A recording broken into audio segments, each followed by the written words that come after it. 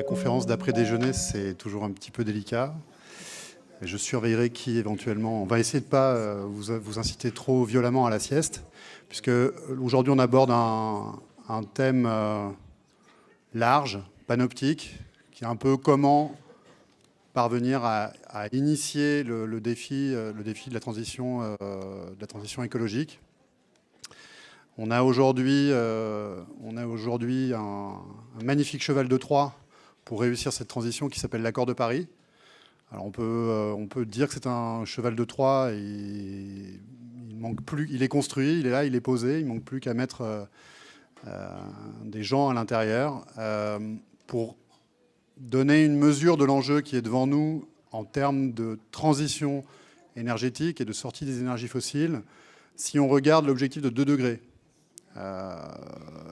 qui est le point de repère fixé par l'accord de Paris, ou bien en deçà de 2 degrés, cet objectif suppose que les émissions mondiales de gaz à effet de serre décroissent de 5% par an à partir de tout de suite. 5% par an, c'est un défi historique gigantesque. Et plus on attend, plus ça sera dur. Si on attend 10 ans, ça ne sera pas 5% par an, mais 10% par an. Autant dire, mission impossible. Donc, dans le contexte aujourd'hui d'une campagne présidentielle dont on attend qu'elle aille au fond des sujets, le prochain président de la République, on peut dire, aura pour responsabilité au niveau de notre chère petite nation de mettre en œuvre, initier, encourager, favoriser la révolution industrielle, économique totale qui nous attend. Alors on va essayer d'en donner un aperçu à travers des acteurs du monde économique français qui sont particulièrement impliqués dans cette révolution qui n'a pas effectivement commencé. Donc, j'ai le plaisir d'accueillir Éric Molinier, qui est secrétaire général du groupe Dalkia, Myriam Mastroianni, qui est PDG de... Alors, c'est Économie d'énergie SAS, comme ça qu'il faut dire, et ON5 Compagnie, dont vous nous direz probablement un mot. Sophie Noël Nemo, qui est directrice de la délégation à la transition énergétique à la Poste. Éric Bourdon, directeur général du groupe Vicat, qui est un cimentier. Et enfin, Philippe Biwix, qui va peut-être offrir un contrepoint aux visions aux visions managériales qui vont être exposées de la transition énergétique. Philippe est ingénieur, spécialiste des métaux et auteur notamment d'un livre que je vous recommande chaudement de lire pour précisément voir l'ampleur des défis qui nous attendent, qui s'appelle « L'âge des low-tech ».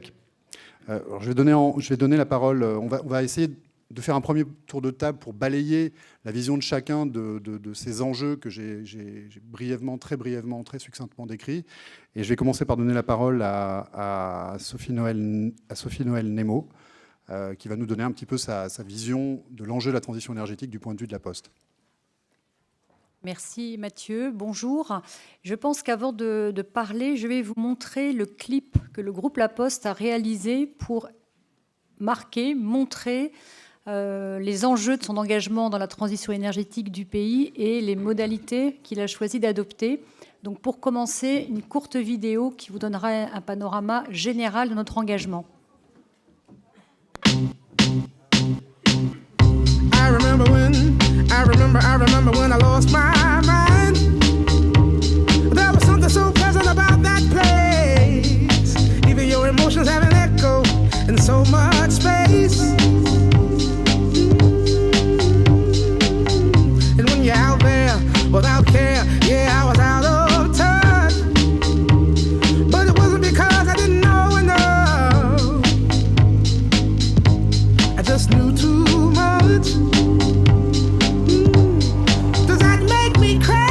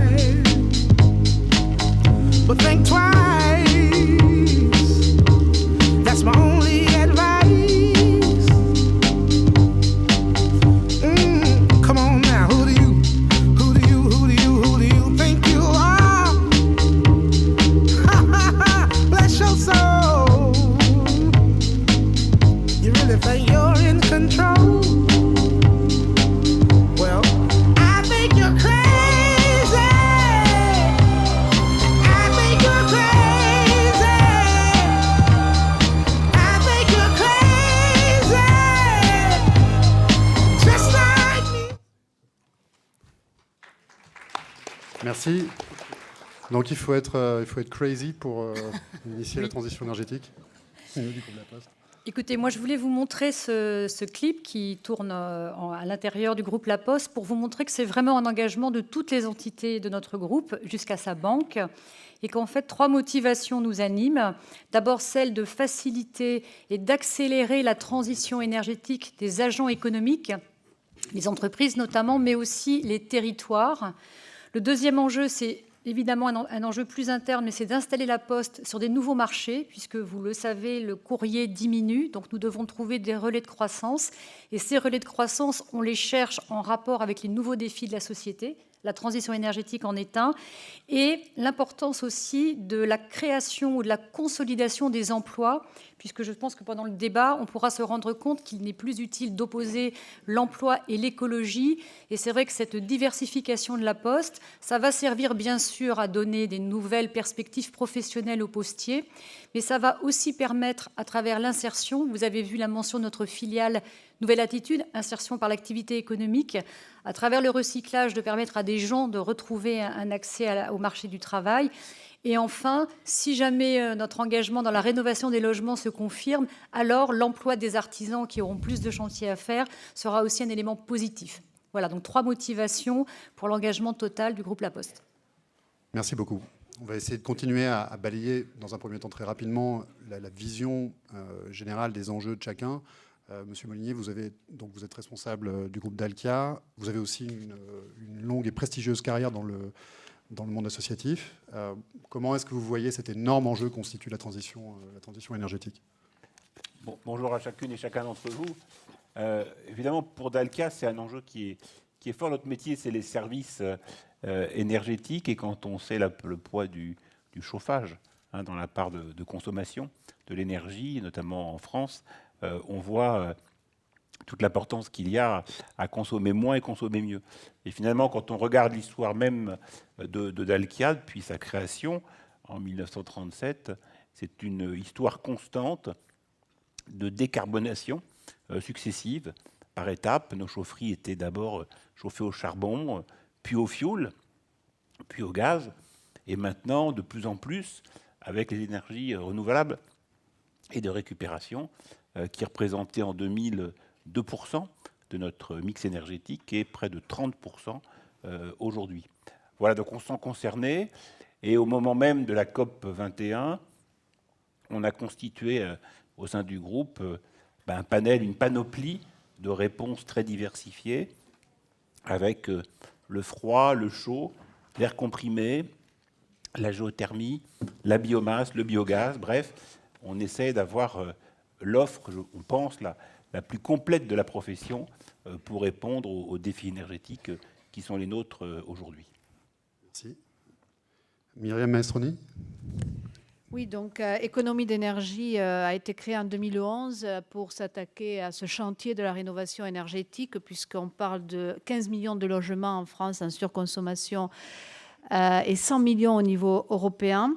Et vous m'avez interpellé sur l'ON5. En fait, c'est le On5, désolé pour l'anglicisme, puisqu'Économie d'énergie, ailleurs qu'en France, s'appelle On5 Company. Et pourquoi On5 Company ? Parce que nous considérons que l'efficacité énergétique et les économies d'énergie doivent être considérées comme une énergie à part entière aujourd'hui et donc en tant que telle figurer au mix énergétique, puisqu'il y a à peu près 20% d'économies à faire et on l'a appelée la 5e énergie, puisque toutes les énergies proviennent de 4 origines, la Terre, la Lune, l'atome, le Soleil, et la 5e énergie est celle que l'on ne consomme pas.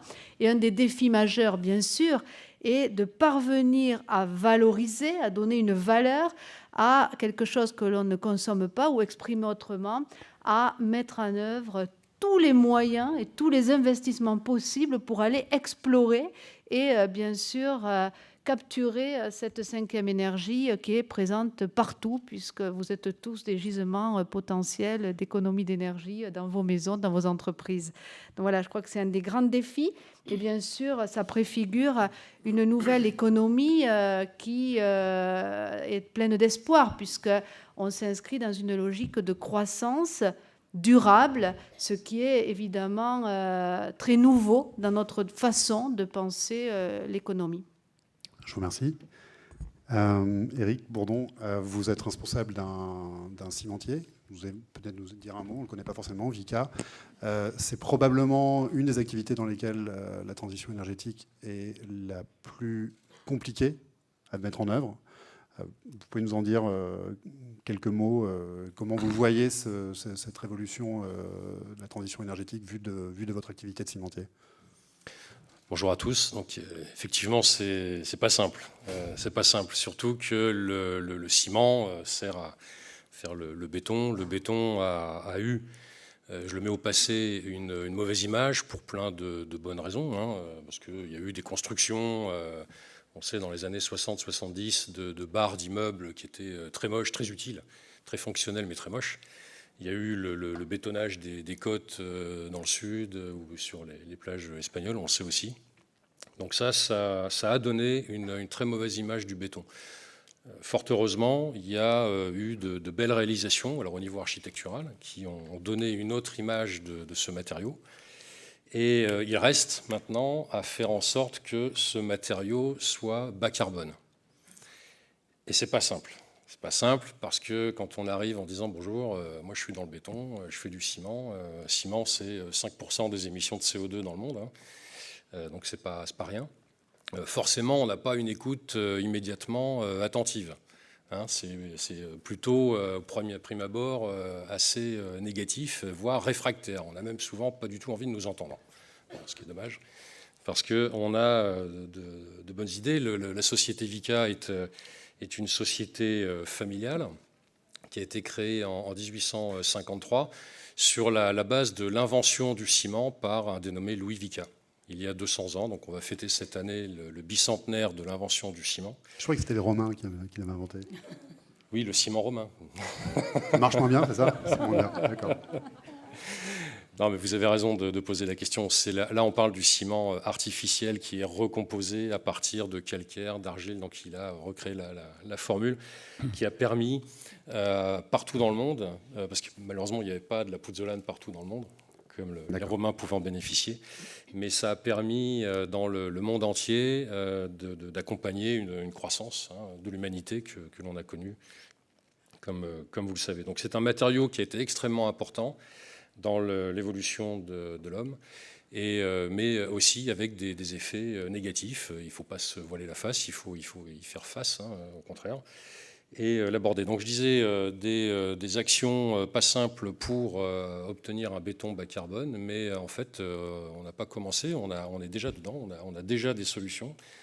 On appliquait déjà des procédures pour améliorer de manière très pragmatique notre prix de revient, pour aussi rendre service aux collectivités, quand on utilisait par exemple des farines animales ou quand on a brûlé des pneus pour débarrasser la collectivité de ses déchets. C'était déjà en fait un premier acte, sans le savoir, de réduction de l'empreinte CO2 du ciment. Donc bien sûr, on est allé maintenant, depuis plus de 10 ans, pour la société Vicat, bien au-delà, de manière à réduire cette empreinte sur la partie énergie, mais aussi sur la partie matériaux naturels. Puis vous avez une réflexion sur les usages de manière générale dans l'ensemble de la chaîne de construction. On va rentrer dans un second temps dans les actions concrètes, mais je voudrais donner la parole à Philippe Biwix.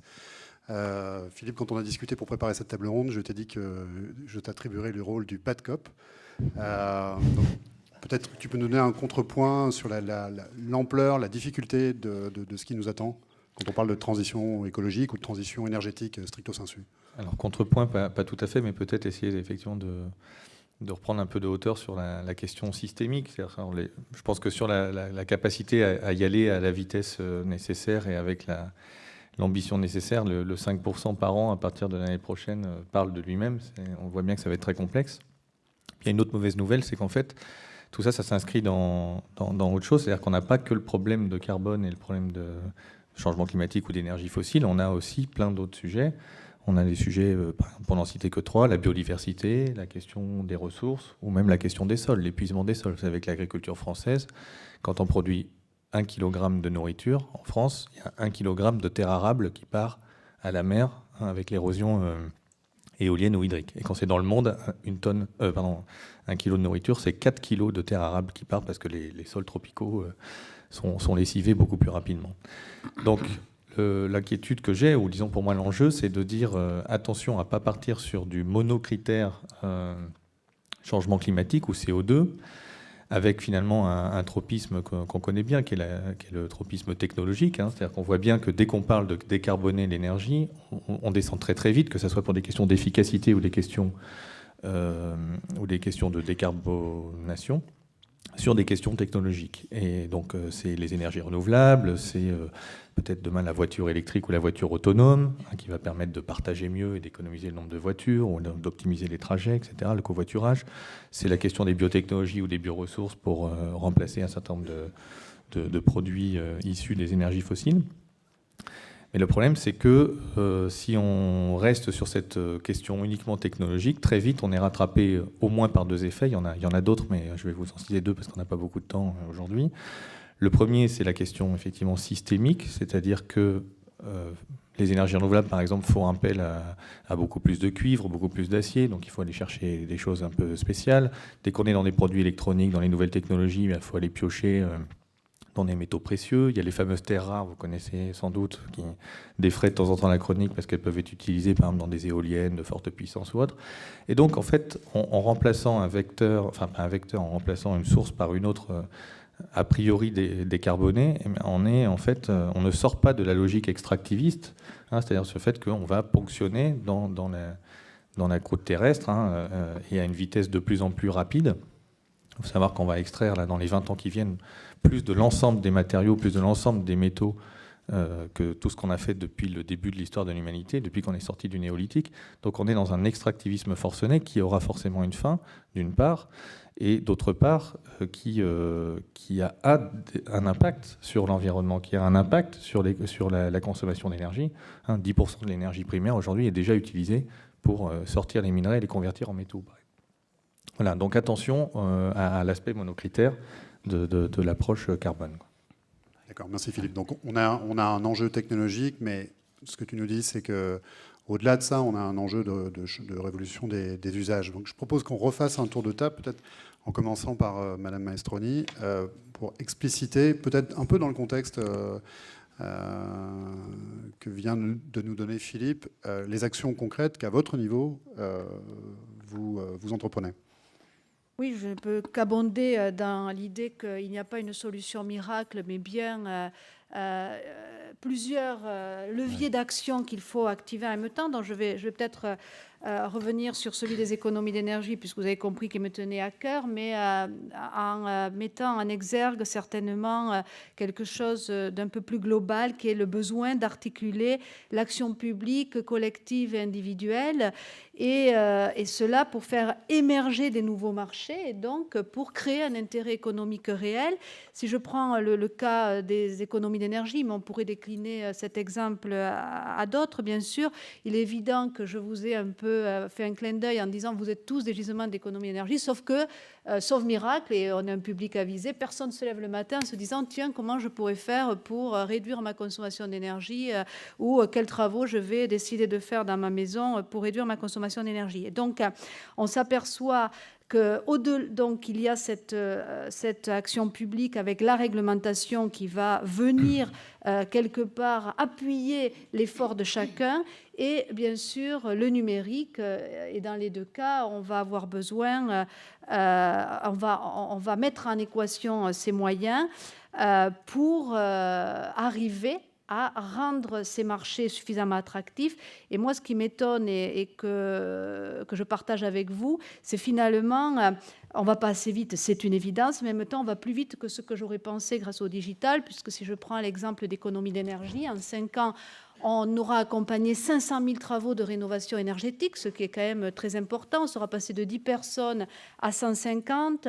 On reçoit 2 millions de visites par an sur nos plateformes énergétiques et on peut, grâce à des moyens de fiscalité innovantes, comme par exemple les certificats d'économie d'énergie, aujourd'hui offrir des solutions remarquables, notamment pour prendre un exemple sur la précarité énergétique, puisque si on prend les critères français actuellement en vigueur, on a plus de 10 millions de ménages qui sont dans cette situation, avec la possibilité, par exemple, d'isoler les combles, et on va retrouver des plateformes comme Rénover en France pour 1 €.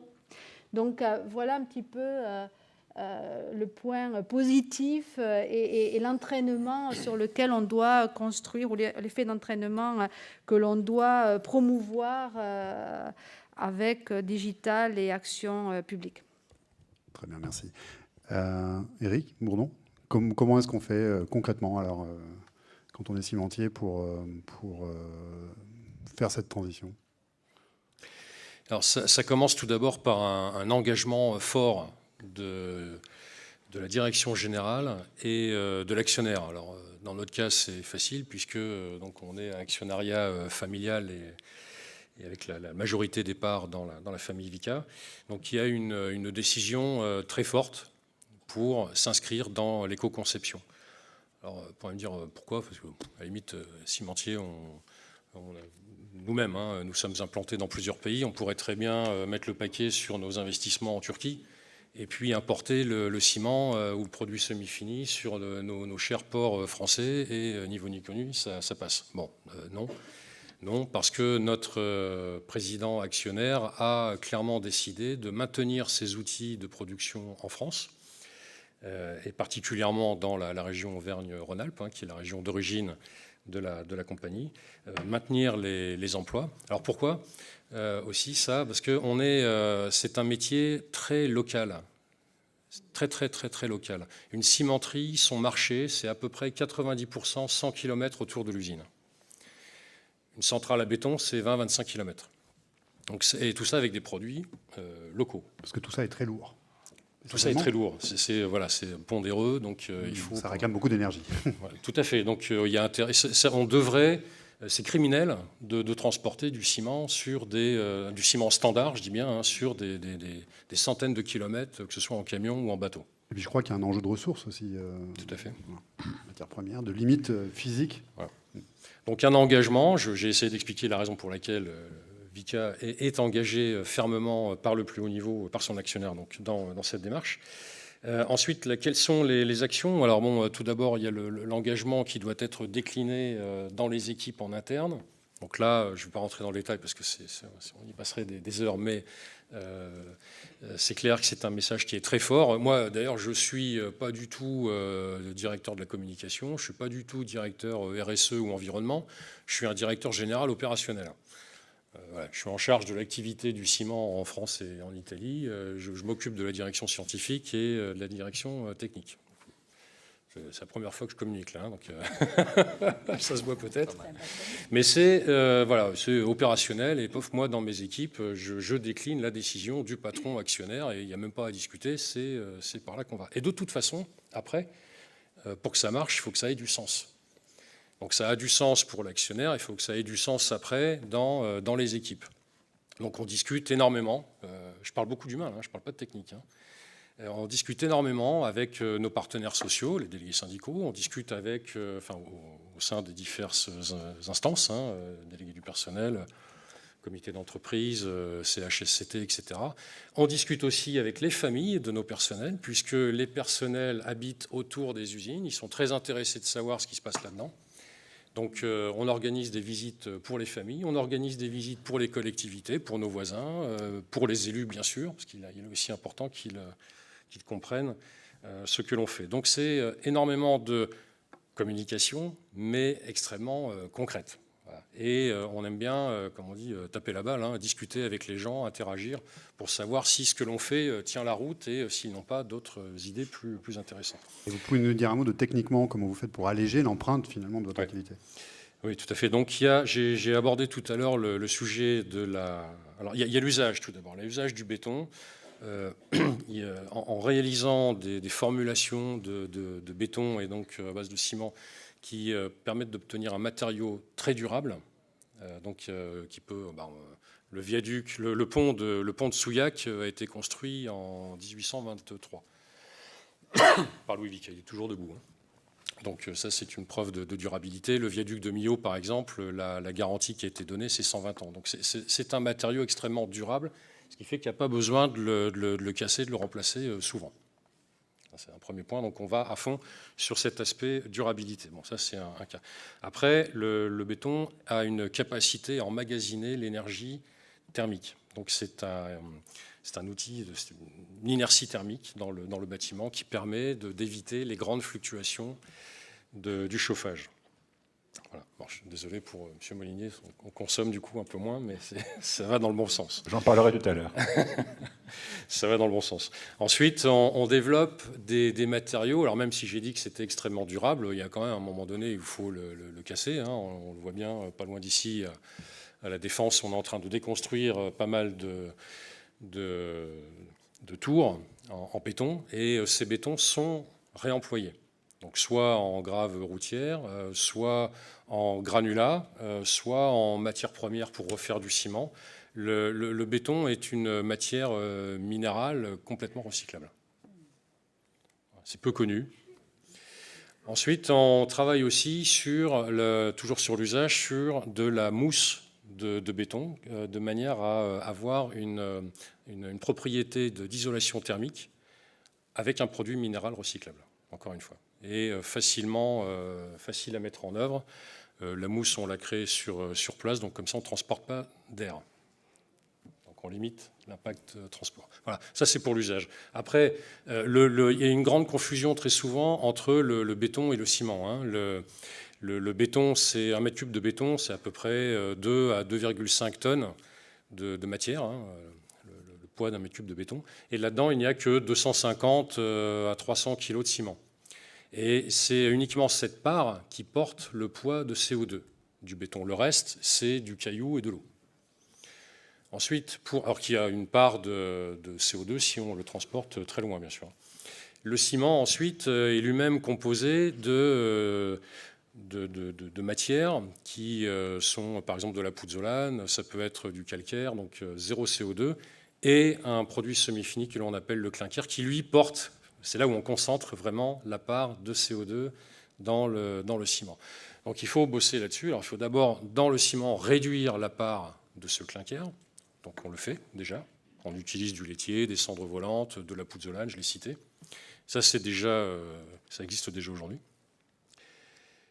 Pas toujours beaucoup employé, mais ça existe. Ensuite, sur la part clinker, donc il y a le carbone sort de 2 manières, par la combustion et par la décarbonatation du calcaire. Donc là aussi, on travaille sur ces 2 aspects. Sur l'aspect combustion, donc la substitution des énergies fossiles en utilisant des déchets, hein, du plastique. Cette table, un jour, finira certainement dans une cimenterie. Alors si on prend cette table, par exemple, ici, il y a une valeur énergétique, c'est un pouvoir de combustible, mais il y a aussi des cendres. Et ces cendres, quand ce matériau est incinéré, on se retrouve avec des mâchouères. On ne sait pas où les mettre, hein, dans un trou. Nous, dans le ciment, ça rentre dans la composition minérale du ciment. Il n'y a pas de déchets. On voit que vous avez énormément de leviers. Effectivement, Voilà. vous pourriez Je nous en pourrais parler pendant encore des continuer heures. comme ça pendant des heures. Mais c'est intéressant, comme ça on a un aperçu y compris dans votre activité, il y a un certain nombre de leviers sur lesquels on peut agir. On se posera ensuite la question de l'ampleur de ce que vous pouvez faire, et puis la question systémique que soulevait Philippe. Madame Nemo, vous voulez nous donner un aperçu, on en a vu quelques bribes dans la vidéo que vous nous avez montrée, de vos leviers d'action à la Poste. Oui, tout à fait. Alors nous, en fait, on a d'abord commencé par une politique RSE interne, c'est-à-dire que depuis un peu plus de 12 ans, notre ancien président a considéré que le premier logisticien de France ne pouvait pas faire l'économie de réduire l'impact environnemental de la flotte de véhicules qui passe 6 jours sur 7 partout en France. Et puis, on a un très grand parc de bâtiments, puisqu'on a des bureaux de poste, 12 000 bâtiments.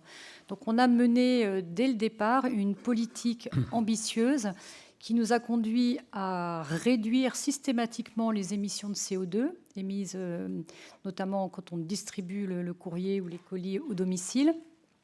Ensuite, nous avons organisé un groupement de commandes de véhicules électriques utilitaires, puisque quand nous avons cherché à réduire l'impact environnemental de la distribution, on s'est dit on va utiliser des véhicules électriques. Ces véhicules n'existaient pas, donc on a dû rassurer les producteurs de véhicules pour qu'ils se lancent dans la production de véhicules électriques en organisant la certitude qu'ils trouveraient des débouchés à ces véhicules électriques.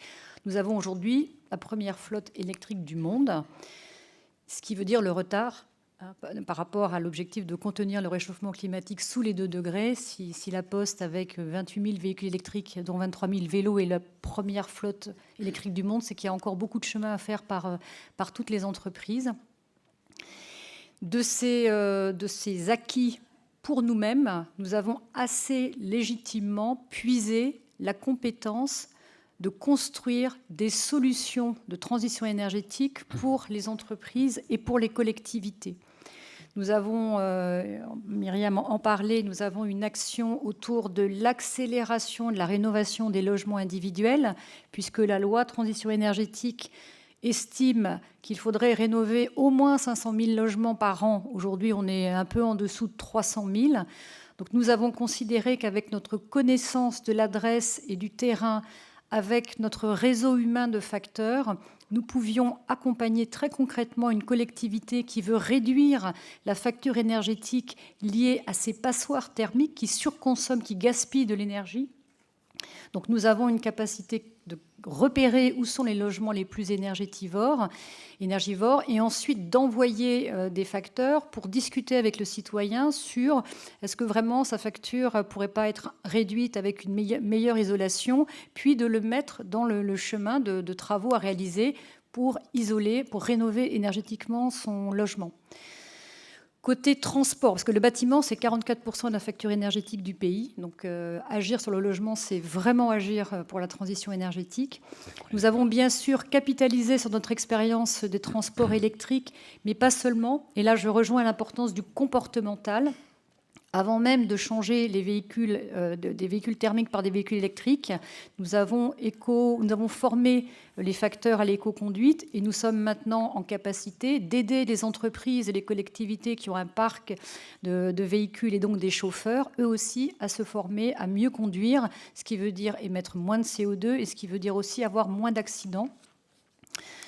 Nous avons aussi capitalisé sur notre capacité à gérer l'énergie dans notre parc de 12 000 bâtiments pour proposer des solutions aux entreprises et collectivités qui ont des petits parcs tertiaires. Juste par le comportemental, on peut faire 30% d'économie d'énergie avant même d'engager des travaux. Sur le recyclage, parce que là aussi, les déchets, moi je suis complètement d'accord avec ce que dit Myriam, le mieux c'est d'éviter de refabriquer ce qu'on pourrait soit réutiliser, soit refabriquer à partir de matériaux secondaires. Donc là, nous avons commencé par le papier, qui lui aussi est une ressource largement recyclable, à condition qu'on le collecte correctement et qu'on décide de le recycler plutôt que de l'enfouir ou de l'incinérer. Donc on a une solution maintenant pour toutes les entreprises et les collectivités qui veulent recycler l'ensemble de leurs déchets de bureau. Et enfin, on a une banque, parce qu'en fait, on se rend compte que parfois, que ce soit un particulier, une entreprise ou une collectivité, passer à l'acte requiert des solutions de financement. Donc c'est bien d'avoir la solution technique, mais c'est bien d'avoir la solution technique et la solution simple de financement. Donc je crois qu'effectivement, les entreprises ont cette capacité d'utiliser, enfin, c'est un peu ce que M. De Vica a fait, d'utiliser ce qu'elles ont appris à faire, à bien faire pour elles-mêmes, pour le mettre à la disposition du monde économique. Très bien. À ce stade, avant que je donne la parole à M. Molinier pour qu'il nous explique un petit peu de son point de vue quels sont les leviers principaux d'action, je me dois de signaler que moi j'ai plein de questions déjà à poser, mais la session est assez courte. Vous pouvez vous-même poser les questions en utilisant l'URL qui est là affichée, et on les prendra à la fin de ces échanges. Donc, M. Molinier, expliquez-nous un petit peu, vous, on a parlé de chauffage notamment, d'économiser grâce aux usages. Comment est-ce que quels sont vos principaux leviers d'action? Alors, quand on parle d'actions concrètes, et pour rebondir sur ce qui vient d'être dit par les précédents intervenants, moi, le consommer moins ne me dérange pas du tout, puisqu'on accompagne les clients. Enfin, ce qui prime, c'est les besoins et les demandes de nos clients. Et nos clients nous demandent de consommer, comme je l'ai dit, mieux et moins. Et donc, on s'engage par des contrats de performance énergétique à ce qu'ils consomment moins en leur garantissant comme Darty la différence. C'est-à-dire que si on n'atteint pas les objectifs qu'on annonce, moins 15, moins 20% d'économie d'énergie, de dépenses, eh bien nous leur payons la différence. C'est-à-dire que c'est un engagement, je dirais, de résultat. Comment ça se développe, ces contrats? Ça se développe au cas par rythme? cas. C'est un des axes forts de notre développement. De plus en plus, nous, de contrats de concession sont assortis de ces contrats. Et ça commence par un bon diagnostic énergétique. Et je rejoins ce qui a été dit par Myriam quand elle disait qu'il n'y a pas de solution unique en matière de chaleur et de réseau de chaleur et de services énergétiques. On va commencer par diagnostiquer sur un territoire les possibilités énergétiques des territoires. Alors c'est ainsi qu'on fera plutôt à Créteil de la géothermie pour chauffer la ville, parce qu'il y a de l'eau chaude à quelques centaines, voire milliers de mètres de profondeur. C'est ainsi qu'à Dunkerque, on va récupérer la chaleur fatale de l'usine ArcelorMittal pour chauffer une partie de Dunkerque. Et c'est ainsi qu'à Dijon, on va servir des bois environnants pour faire de la biomasse et chauffer le Grand Dijon à partir de la biomasse. Donc on voit bien qu'il faut avoir une gamme de produits, d'offres assez diverses, et que ça commence par un diagnostic. Et puis, pour reprendre ce qui a été dit également, développer les ENR, c'est aussi s'assurer que le processus même pour produire l'énergie à partir de ces ENR est aussi durable. Si on fait de la biomasse, je caricature, mais qu'on importe le bois du Brésil par bateau ou je ne sais quoi, ça réduit considérablement l'intérêt de ces ENR. Et donc on veille à développer des filières locales de production, notamment en matière de biomasse, et de veiller à une stabilité des prix en professionnalisant cette filière. Il faut savoir que sur le bois, la biomasse, contrairement aux idées reçues, on peut craindre qu'avec le développement de ces réseaux biomasse, il n'y ait plus de bois finalement pour servir d'énergie primaire. Eh bien, aujourd'hui encore, on ne consomme que moins de la moitié de l'augmentation annuelle du parc forestier qui continue à croître en France. Donc on a encore une marge de progression importante. Diagnostiquer les capacités énergétiques des territoires, c'est aussi diagnostiquer les besoins. On a parlé, notamment avec la Poste, de tout ce qui est précarité énergétique. On a nous mis en place des outils, des drones, qui vont sillonner les rues et capter l'énergie dégagée par les bâtiments et permettre ainsi de voir les bâtiments les plus énergivores pour proposer à la ville, dans le cadre de notre politique de prix de chaleur, de cibler les bâtiments particulièrement énergétiquement voraces en la matière. Alors, dans les moyens concrets qui permettent de développer toutes ces actions, et cela a été dit aussi, il ne faut pas oublier le rôle des politiques publiques. Aujourd'hui, on a besoin de politiques stables, durables, pour accompagner le mouvement. Aujourd'hui, si on ne va pas vers un doublement du fonds chaleur d'ici 2030, on sera en grande difficulté pour continuer à développer la biomasse. Si on quitte la possibilité d'avoir pour des réseaux de chaleur aux énergies, aux ENR, un taux de TVA à 5,5 réduit, eh ben on aura aussi un prix qui va augmenter, notamment pour toutes les personnes touchées par la précarité énergétique. Donc voilà, pas de solution unique, diagnostiquer les territoires en termes de besoins et de capacités énergétiques, et puis permanence de politique publique pour accompagner un mouvement qui n'en est encore qu'à ses débuts. On a encore besoin de beaucoup de recherche, d'innovation, pour compenser, commencer à se passer de politiques publiques dont on a encore besoin. Très bien. Je vais vous laisser la parole pour un nouveau tour de table où je vous propose chacun de décrire en quelques mots les pièges ou les fausses pistes que vous percevez dans votre démarche. À la fois ça et le contrepoint, en quelque sorte, comment est-ce qu'on peut accélérer le mouvement aujourd'hui. Donc je voudrais vous redonner la parole, Monsieur Molinier. Quels sont les pièges à éviter et quels sont les vecteurs d'accélération du mouvement dont on parle aujourd'hui? Alors, les pièges à éviter, c'est d'abord éviter les effets de communication rapide et un peu sans support fiable en termes de méthodologie. Hein, on annonce des choses qui sont autant d'effets d'annonce et qui ne sont pas prouvables. Donc c'est pour ça aujourd'hui qu'il est important que dans les rapports RSE des entreprises, avoir des grands principes, c'est bien beau, mais concrètement des résultats prouvables, notamment contrôlables pour nous par les commissaires aux comptes. Je vous invite d'ailleurs à aller après sur le stand 35 de Dalkia où on vous donnera le rapport RSE, hein, et bien de pouvoir prouver les chiffres que l'on donne. Est-ce que vous avez le sentiment le sentiment que les méthodes se consolident, convergent, ou on est encore dans un flou artistique Non, ça se consolide. Il y a d'abord tout ce qui est reporting Grenelle, qui est l'article 125, qui est très, très important. Ça se professionnalise beaucoup. On le voit, les rapports RSE, développement durable, sont de plus en plus concrets. Et ça passe concrètement, pour nous très concrètement, si je devais donner deux sujets de pistes pour développer les choses, c'est d'une part d'avoir une méthodologie stable et partagée sur les CO2, les millions de tonnes de CO2 évités. On annonce, nous, 3,2 millions de CO2 évités par an, notamment cette année, grâce à notre mix énergétique. On participe à différents groupes de travail, notamment au sein du Collège des directeurs du développement durable, pour avoir une méthode homogène et qu'on parle tous bien de la même chose. Et puis la deuxième chose, c'est favoriser le développement des réseaux de chaleur. On l'a vu, qui est un outil important de développement durable. Je parlais de la France, mais je peux parler aussi de la Pologne. Hein, on vient de racheter une société qui fait du réseau de chaleur par le gaz de mine qui s'échappe naturellement des mines et qui va progressivement remplacer à Katowice des chaufferies à charbon dans les villes. Donc très concrètement, et donc ces réseaux de chaleur ont un côté, quand ils sont bien gérés, vertueux. Hein. Et pour ça, on a encore de la marge. En France, seulement 6% des villes qui sont en capacité d'avoir des réseaux de chaleur ont un réseau de chaleur. Le taux moyen en Europe, c'est plutôt proche de 10 à 12%. Donc on a en France beaucoup à faire pour développer ces réseaux de chaleur et donc contribuer à l'objectif de développement durable de notre planète et de diminuer les émissions de CO2.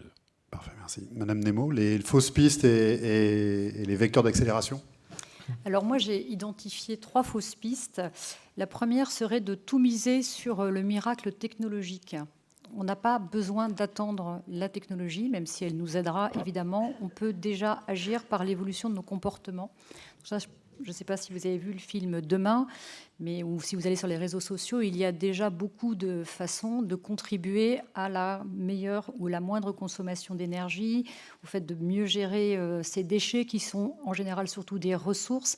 Donc vraiment ne pas attendre la solution miracle, mais se saisir par l'évolution des comportements de toutes les opportunités de contenir le réchauffement climatique bien en deçà des 2 degrés.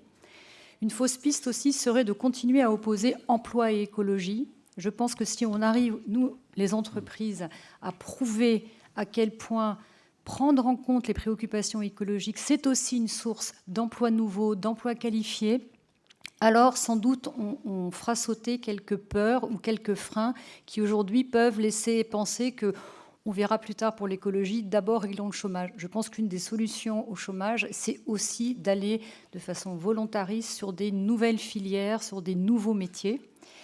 La troisième fausse piste, ça serait de garder clivé le monde économique et la société civile. Et moi, j'invite les entreprises à utiliser les consommateurs comme vigies. Je pense que nous sommes très vite renseignés sur les bonnes idées qu'on peut avoir ou les mauvaises idées qu'on peut avoir par la réaction de nos clients. Et je rejoins ce que disait Eric, le fait de faire du greenwashing ou du social washing, ça ne résiste plus à la transparence que permettent les réseaux sociaux. C'est bien, je veux dire, c'est une garantie. Après, je pense que le régulateur, qui a fait beaucoup avec la loi pour la transition énergétique et la croissance verte, n'a pas été assez loin, parce que tous les décrets d'application sont autant de prescriptions à l'action, autant de pédagogie. Par contre, l'absence de sanctions réduit fortement l'efficacité de ces décrets. C'est dommage. Moi, je pense qu'il faut vraiment associer la pédagogie et la sanction pour qu'on n'attende pas inutilement la mise en œuvre d'actions dont on sait qu'elles sont nécessaires, incontournables et possibles. Et enfin, je dirais, pour rejoindre aussi ce que disait Éric sur les territoires, je pense que la transition énergétique, elle aura lieu ou elle n'aura pas lieu dans les territoires. C'est à l'échelle locale, que ce soit d'une communauté, d'une interco, d'un département, d'une région, que des écosystèmes locaux trouvent des solutions avec leurs atouts. Donc cette dimension territoriale d'ancrage de l'action, d'écosystèmes dans lesquels on n'est plus capable, un acteur seul, de tout faire, mais d'agir ensemble de façon synchronisée, alors je crois qu'on accélérera là encore la transition énergétique. Très bien. Éric, Monsieur Bourdon. Oui. Donc sur les fausses pistes, je suis assez d'accord. Enfin, il ne faut pas qu'on aille sur la décroissance pour réduire le CO2. Non, c'est en fait réduire l'empreinte CO2, c'est un vrai potentiel de croissance, y compris pour un cimentier que je suis, puisque c'est un moyen de se différencier par rapport à de la concurrence venant de pays un peu moins regardants sur l'environnement. Donc ça peut être un potentiel pourvu que, alors vous parliez de sanctions, pourvu que les sanctions soient les mêmes pour tout le monde. Voilà. Donc ça, ce sera important. Et pourvu que les sanctions aussi, enfin que les règles soient... Les règles sont les mêmes pour tous. Tiennent la route. Il faut qu'elles soient les mêmes pour tous, et puis il faut qu'elles tiennent la route, parce que, enfin, je ne vais pas vous parler des quotas gratuits de CO2 pour les cimentiers, d'accord ? Enfin, si, vous pourrez me poser des questions après. Mais ça, c'était malheureusement du grand n'importe quoi, et ça n'a pas non plus donné une bonne image sur notre filière, malheureusement. Ça va mieux en le disant. Ouais. Non, mais c'est courageux à vous de le dire. C'est factuel. Et ensuite, ce qui est aussi une fausse piste, c'est de mettre les filières les unes contre les autres. Et là aussi, pour mettre les pieds dans le plat, malheureusement, à un moment donné, le gouvernement a poussé la filière bois, à raison, c'est bien, mais il faut que ce soit la filière locale. Il faut que ce soit la filière locale, avec des solutions adaptées au bois que l'on a. Vicat est le premier propriétaire forestier en Isère, d'accord ? Donc on n'a pas de problème avec ça. Ouais. Mais voilà, donc malheureusement, des décrets sont sortis qui ont créé un problème de concurrence entre les deux filières. Donc forcément, il y a eu une contre-réaction. Bon, c'est malheureux. Et on est rentré dans une guéguerre débile qui ne sert à rien et qui est totalement contre-productive.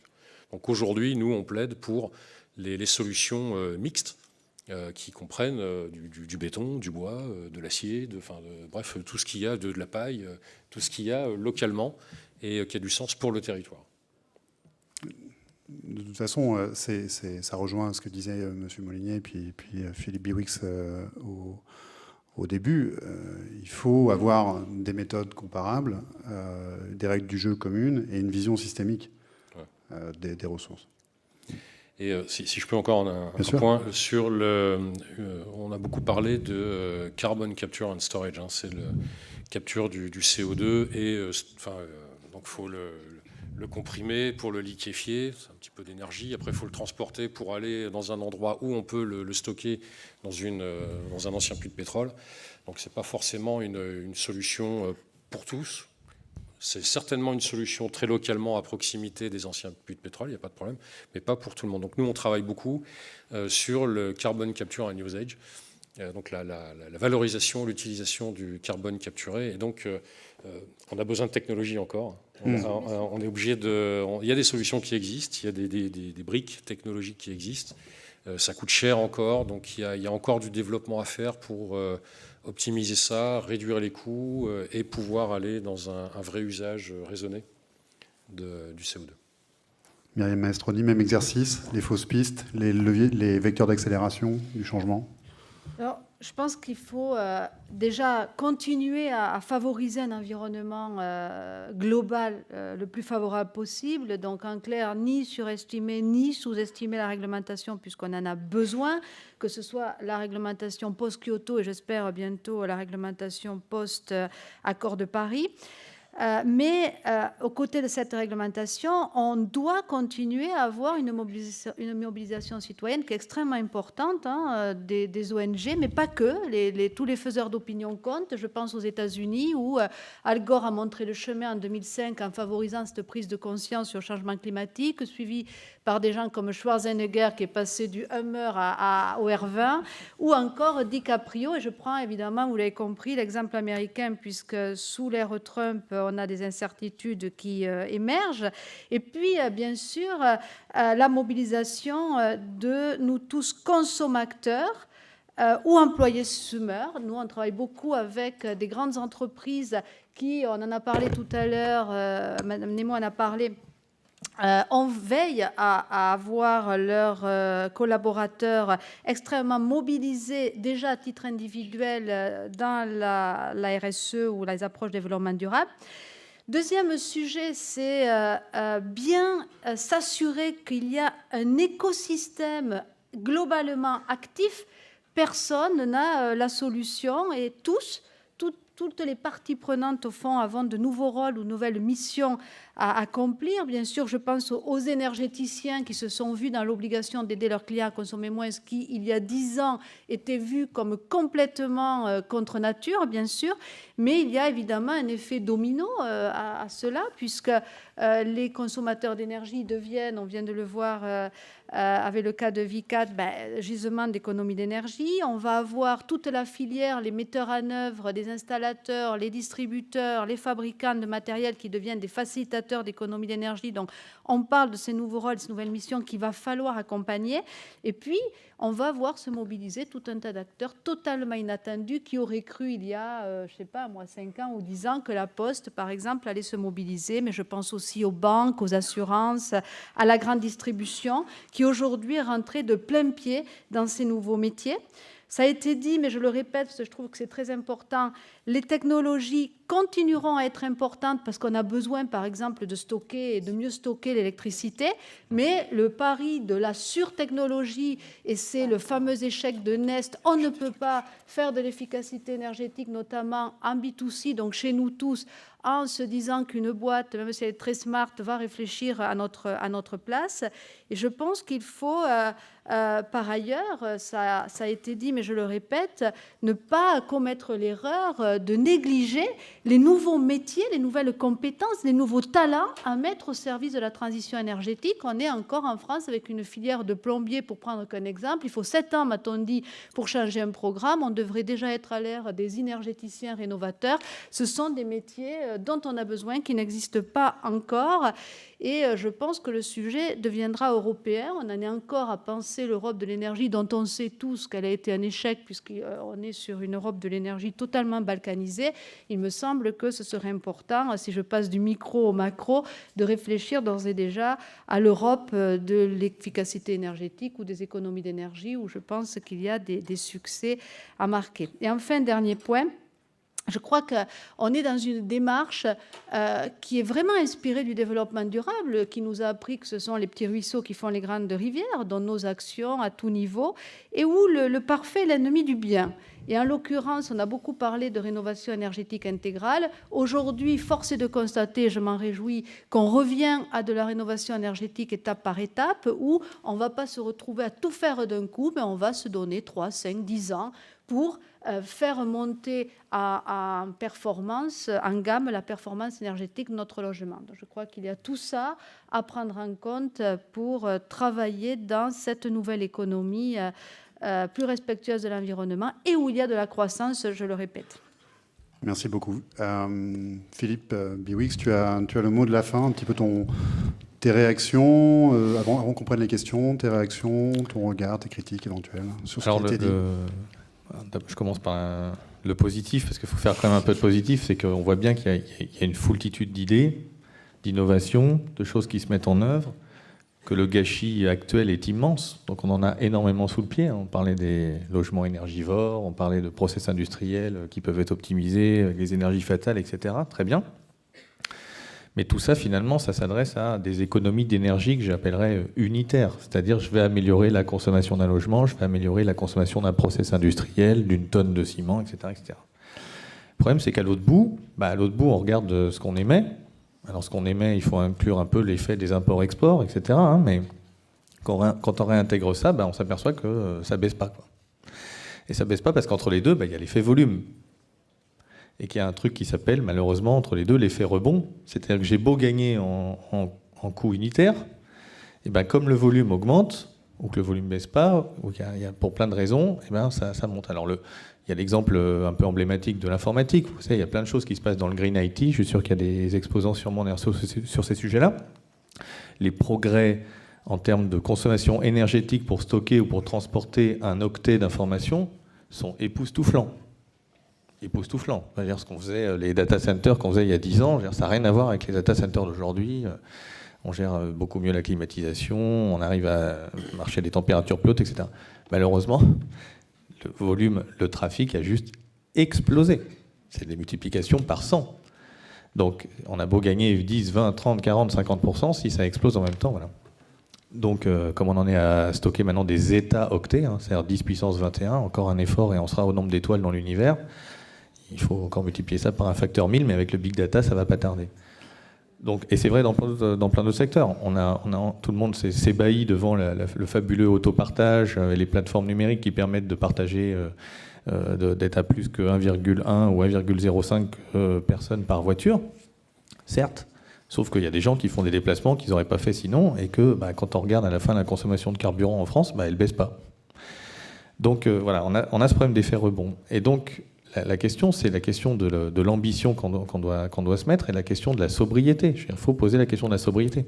Alors, Eric, vous disiez qu'il ne fallait pas faire de la décroissance. Certes, alors en fait on joue un peu sur les mots parce que on peut faire de la croissance dans une société qui tire mieux son épingle du jeu, parce qu'elle est plus vertueuse, parce qu'elle est plus innovante, parce qu'elle est intelligente, parce qu'elle fait des services pour les autres, pour les aider à baisser leurs propres consommation. Très bien. Mais à l'échelle du pays, il faut appeler un chat, il faudra bien faire de la décroissance au moins de consommation énergétique d'une manière ou d'une autre, parce que sinon on n'y arrivera pas, on sera rattrapé par la patrouille, par l'effet systémique. Alors qu'est-ce que ça peut vouloir dire de faire de la sobriété, de la faire un peu plus fort et un peu plus dur? Alors c'est pas évident, vu d'une société, c'est pas simple, vu d'une entreprise, c'est pas simple. Donc c'est là qu'effectivement rentre la question des règles du jeu, rentre la question de la puissance publique qui peut elle fixer des choses d'un point de vue fiscal, d'un point de vue réglementaire, d'un point de vue normatif. Et on y va un peu plus fort, un peu plus dur. Alors, je vous donne quelques exemples qui me font toujours un peu sourire. Alors, pour répondre, par exemple, dans la voiture. La voiture, vous avez compris, la voiture, même si elle est électrique, elle n'est pas propre. Enfin, j'espère que je le dis, que tout le monde est d'accord là-dessus.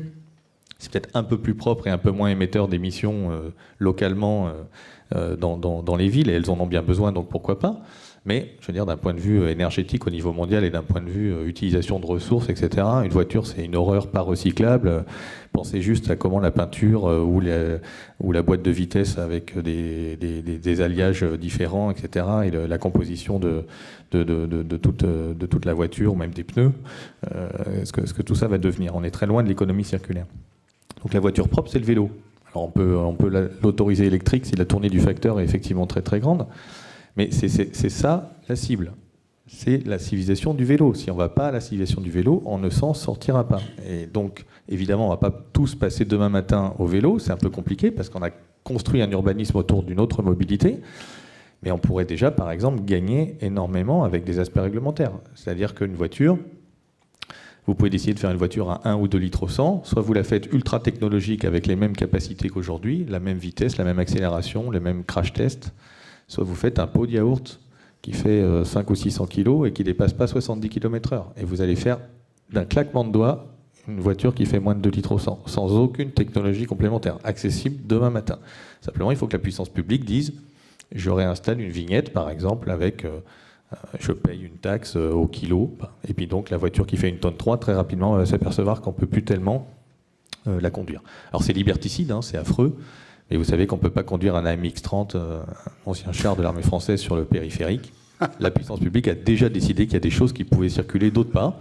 Donc on peut tout à fait imaginer de baisser progressivement le poids des voitures. Deuxième exemple, dernier, et je conclurai un peu là-dessus, c'est sur le bâtiment. Alors sur le bâtiment, c'est quoi la sobriété dans le bâtiment? Il y a l'éco-conception, on est d'accord, mais ça c'est un levier d'efficacité. Moi j'appelle ça l'efficacité. La sobriété dans le bâtiment, alors horrible, ça serait quoi? Désolé Eric, ça serait construire moins. Non, construire moins. On utilise fabuleusement mal nos bâtiments. Je vais prendre juste nos mètres carrés. Je prends un exemple, les écoles de la République. Alors, elles ne sont pas juste mal utilisées à cause des réformes qui se succèdent. Elles sont aussi mal utilisées parce que ça sert 6-7 heures par jour. Le reste du temps, ça ne sert pas.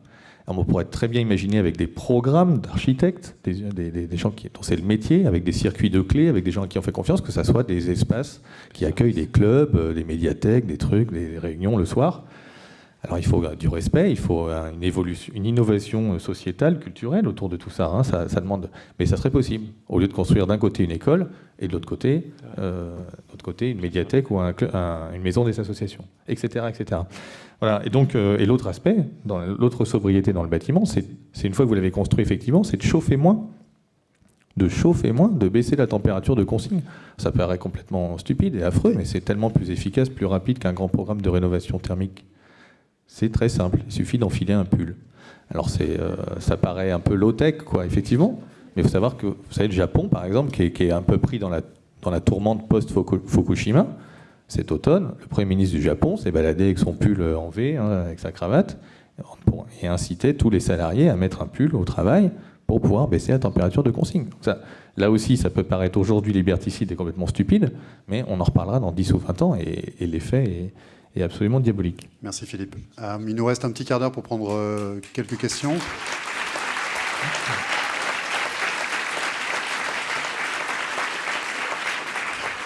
Alors voilà, miracle de l'effet rebond électronique, elle s'affiche derrière moi. Donc je vais les lire, vous me direz qui a envie de répondre. La première, au terme d'un processus numérique et néanmoins démocratique, puisque vous avez voté pour savoir, si j'ai bien compris, quelle serait la première question. A-t-on le droit de parler de décroissance ? Ah, tiens. Pensez-vous qu'il soit possible de limiter à 2 degrés l'augmentation sans couper le dogme de la croissance physique? Alors, je ne vais pas demander à Philippe de répondre. Philippe, tu as un gage. Qui veut se risquer sur la question qui fâche souvent?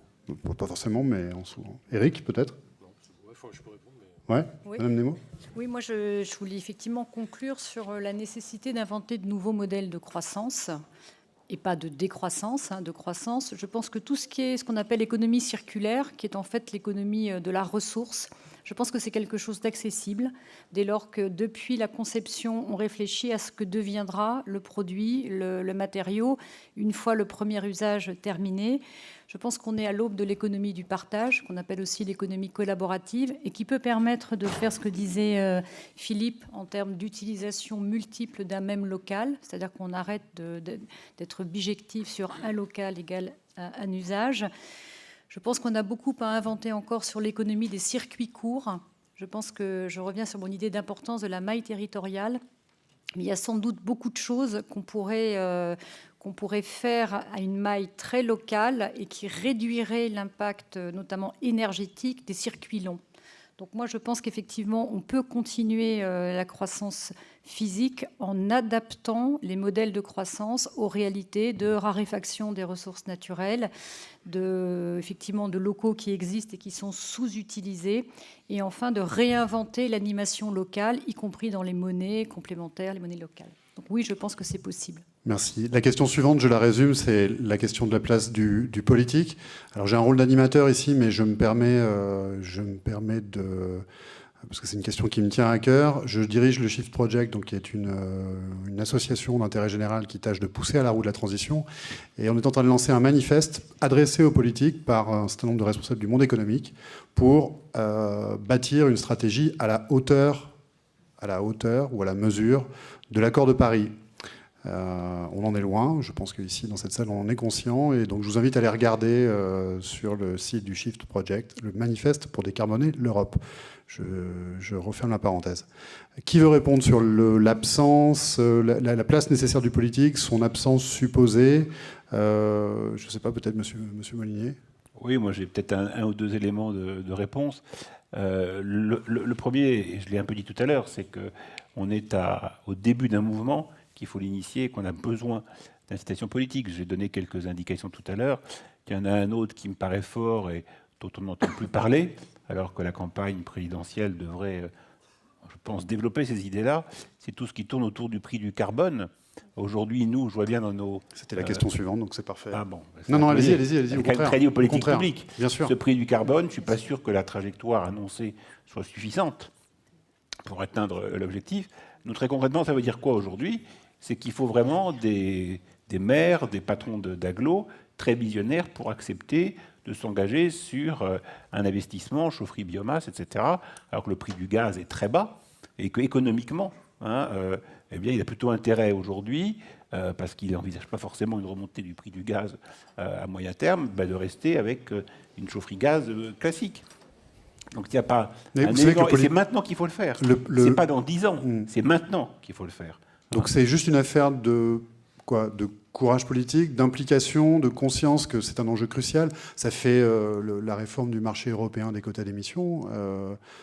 C'est une montagne qui a accouché d'une souris. On pourrait parler moi, je parle assez volontiers de tartufferie.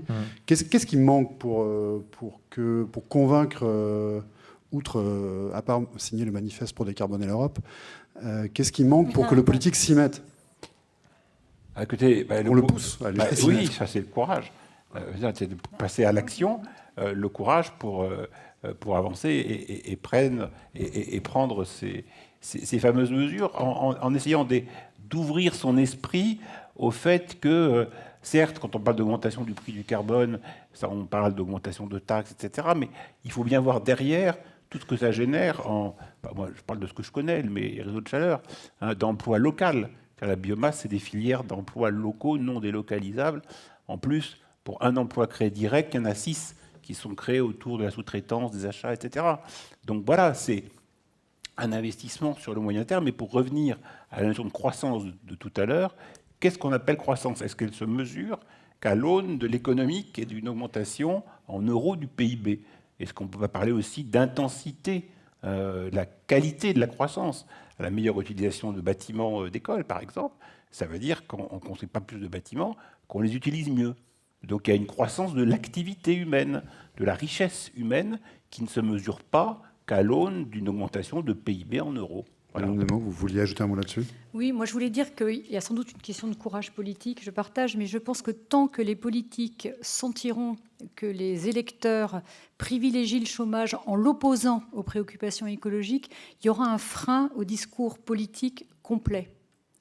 L'élection présidentielle qui arrive est une bonne lecture des différents programmes des candidats, ceux qui arrivent à proposer un projet global et ceux qui effectivement se focalisent sur un sujet. Très bien. Sur l'économie, on a une question sur l'économie numérique. Peut-être, à moins que vous vouliez, Madame Maestroni, réagir là-dessus. On a une question sur jusqu'à quel point, qui a été évoquée par Philippe notamment. Oui, je vais juste peut-être passer pour l'optimiste de service, même si je suis consciente des enjeux, mais je crois qu'il ne faut pas jeter le bébé et l'eau du bain, au sens où on est dans un pays où on vit toujours, et c'est quand même important de le rappeler dans la période dans laquelle on se trouve, dans un clivage qui est plutôt gauche décroissante et droite qui se fiche finalement de la planète. Je pense qu'aujourd'hui, on doit dépasser ce clivage et acter, et on est dans un environnement avisé pour pouvoir le faire, que tant qu'on opposera effectivement la croissance et la durabilité, c'est difficile tant pour les électeurs que pour les politiques. Je crois qu'il y a des messages forts à passer là-dessus, surtout dans un pays où, n'ayons pas la mémoire courte, on a voté à l'époque les Grenelles de l'environnement à l'unanimité, moins 6 abstentions. Et je crois que dans un pays où on vit souvent avec les pour et les contre, il faut se remémorer ce qui a permis d'arriver à ça. C'est si rare, et donc créer finalement une vision politique commune sur le fait que la question de l'écologie ne supporte pas le fait d'être moulinettée par un jeu de parti. Bon, voilà, donc je pense que c'est important de le dire. Et après, on ne peut que déplorer effectivement un recul de nos hommes politiques sur ce sujet, où malheureusement les entreprises ont besoin de visibilité. Donc on ne peut pas prendre des décisions quand on doit naviguer à 6 mois vus. Donc là, il y a un effort qui a été fait par le gouvernement en place, et à nouveau toute opinion politique gardée pour essayer de donner de la visibilité, parce que si en plus on se retrouve dans 6 mois avec des grandes ruptures, on ne sait plus comment manager. Donc moi je pense que le sujet de la visibilité et des investissements qui sont à minima de 3 ans, et encore je suis gentille, c'est plutôt 5 ans, 10 ans, est un enjeu majeur. Donc voilà, je crois ce qu'il faut prendre en compte et qui unirait les deux questions qu'on a vues tout à l'heure. Juste un mot sur le digital. C'est vrai qu'il y a toujours un équilibre à trouver entre la façon de toucher le plus possible l'ensemble des personnes dans notre société, et le digital est un moyen extrêmement rapide, extrêmement peu coûteux, extrêmement convivial, qui a permis, puisque sans le digital, il n'y aurait pas d'économie du partage, il n'y aurait pas des plateformes, il n'y aurait pas la sensibilité que l'on a aujourd'hui sur l'efficacité énergétique, pour reprendre l'exemple que j'ai cité. En même temps, le digital est consommateur d'énergie, et je crois que ce que disait Philippe est important, parce que on doit se dire que dans un logement, par exemple, on a 6 usages de l'énergie, on a énormément économisé sur les usages traditionnels que sont l'eau chaude sanitaire et le chauffage, qui, jusqu'à il y a 10 ans, étaient nos principaux postes de dépenses. Mais en revanche, ce n'est pas vraiment un effet rebond, mais on a consommé de plus en plus sur les nouvelles technologies, où on est 100% électrodépendant. Dans un pays où, rappelons-le, on parle d'efficacité énergétique, on paye l'électricité au prix le moins cher d'Europe. Éric, vous vouliez rajouter un mot qui sera le mot de la fin, puisqu'on arrive malheureusement au terme de cet échange. De responsabilité. Donc, sur la partie politique, il y a politique nationale et politique locale. Et il faut dire que alors, quels que soient les bords des uns et des autres, on a vraiment la chance d'avoir quand même des élus locaux, je pense aux maires, aux députés, qui sont super, très très impliqués dans leur boulot. Et après, bon, faut que ça remonte, faut que ça percole par le haut, et c'est pas toujours évident. Mais on a la chance d'avoir des politiques locaux vraiment très impliqués et passionnés. Par les temps qui courent, un mot positif sur notre classe politique, ça fait j'ai envie de dire, ça fait du bien. Bon, je vous remercie beaucoup. Merci à tous. Et puis, merci. C'est intéressant.